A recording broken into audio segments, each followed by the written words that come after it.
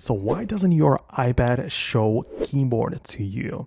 So let's explain that, but before we do, ensure you are subscribed to the Foxtecc channel, and therefore you're not going to miss anything important in the future.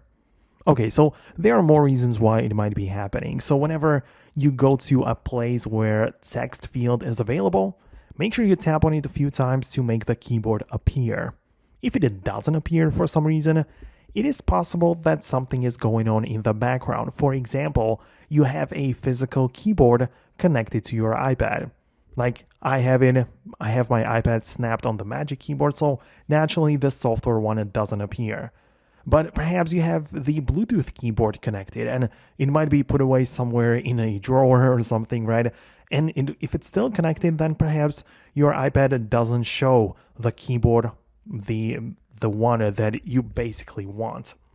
However, even if that is the case, that you essentially don't see it right away, you should also be able to just play with the options, like ensure you have the keyboards set up properly in the settings, ensure that you are running the latest version of the iPad OS, right, to rule out some potential glitches in the software.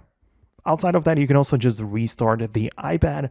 If this can also just cause some minor and temporary issues. So after a restart, you should have a quick and fresh start on the keyboard and all of the features.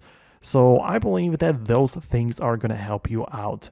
But other than that, I do not see any reason why the keyboard would not really appear on your iPad when you go to a text field and tap on it. So let me know if it works. I really hope that it did. So thanks a lot for watching, and I'll catch you later in the next tutorials.